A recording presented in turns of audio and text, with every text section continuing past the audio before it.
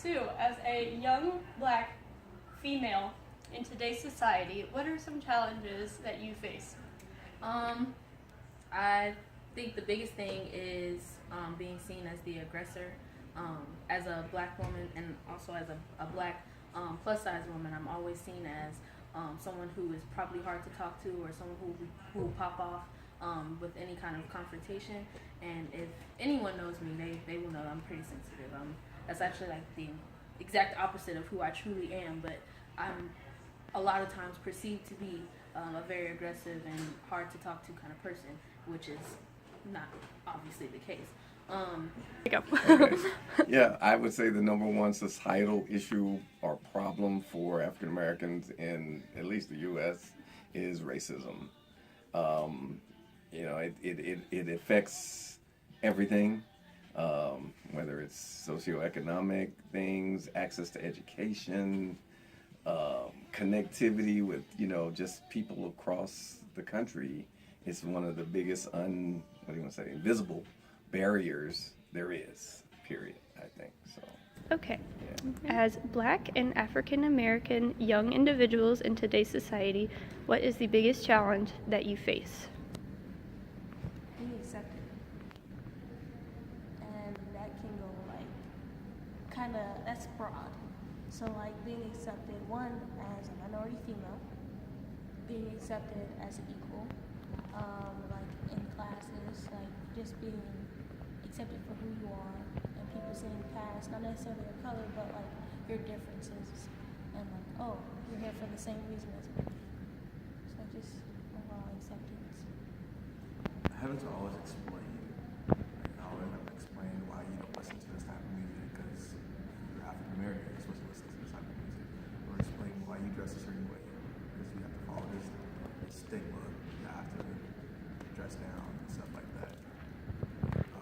Or how I speak is different between other African Americans, and people don't expect that when I open up my mouth. I'm a college educated black man. They expect me to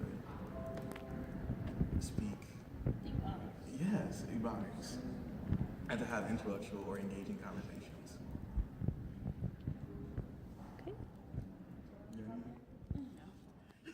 Dr. Kemp, do you prefer African American or black? Black. Okay. As a lovely black woman in today's society, what is the biggest challenge you have?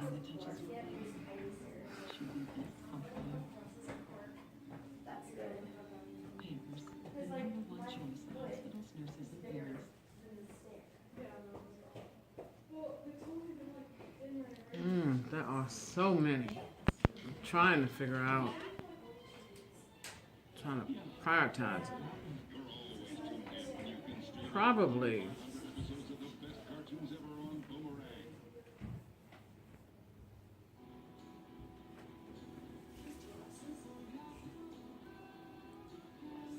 being accepted in a professional setting for all of the skills and knowledge that I bring to the table without my having to defend who I am.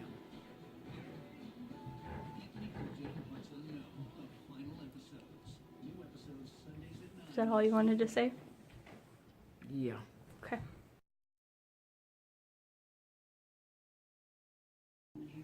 All right. In other words, even though I am Dr. J.L. Kemp, trained clinical psychologist, without my having to explain my credentials, I'm not accepted immediately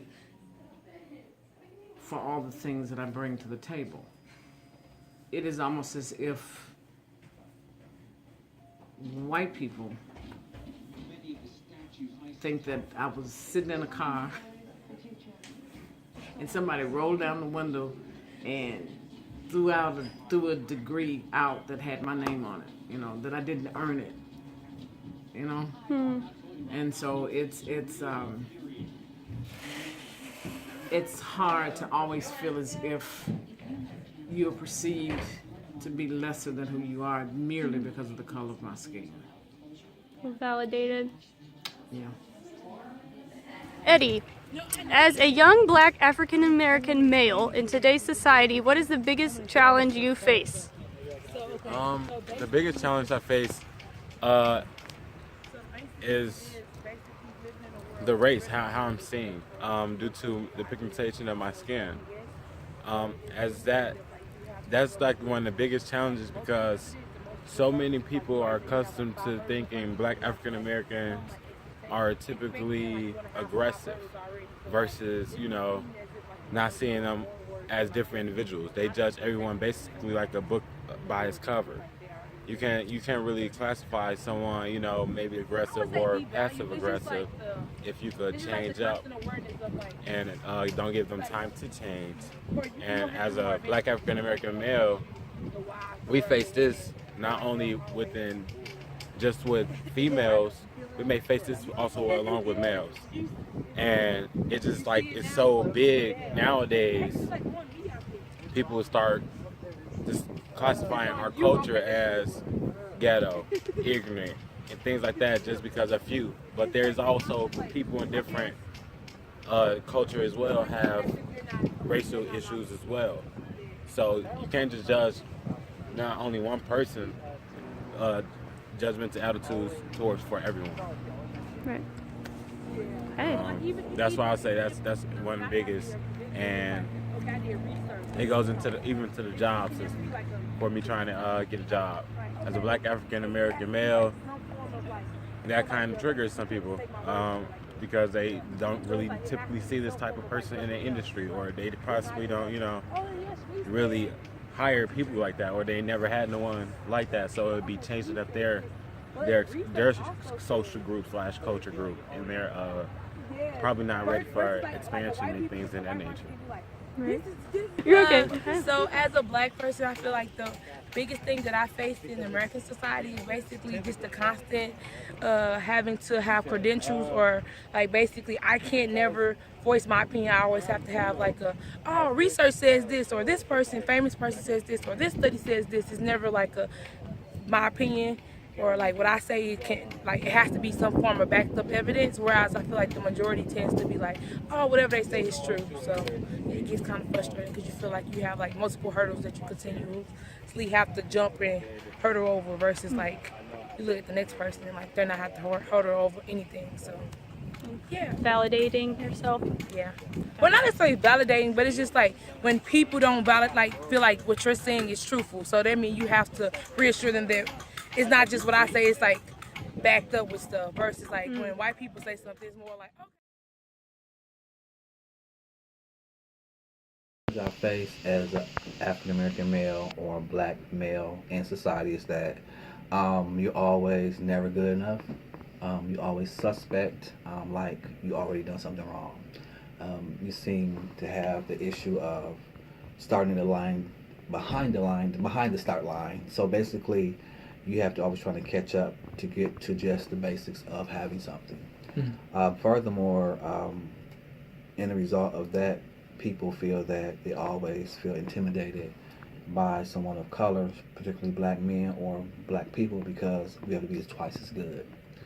We have the basic concept of doing your job or doing something in the community, you have to be twice as good as anybody else. And so when you're that good, or just basic, they're like, oh my goodness, you are so good. Okay, I'm doing the basic things that everybody else is doing.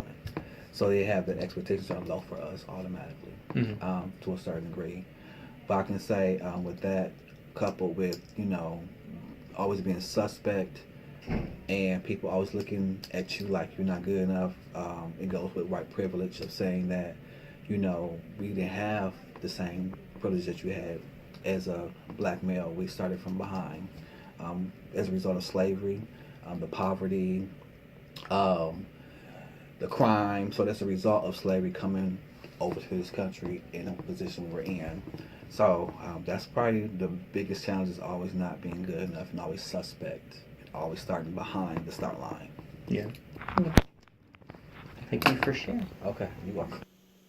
So some of the challenges that I face as a black woman in America right now include oppression and dealing with really subtle racism, and kind of living day to day with understanding that there are a lot of things already built against you, and there's a lot of injustices that the people around you are facing, and that can affect you. But there's very little that can be done on an individual basis about it. And so you just sort of deal with it, and you try to help out where you can. You try to help the cause, and you try to stop things from happening, or you try to stand up for things that you know are wrong. But on a day-to-day, you really kind of live with this burden on you, and it's a sense of, it's not even a sense of being defeated, but just a sense of knowing that there's a lot against you, and you have to fight it because you have no choice.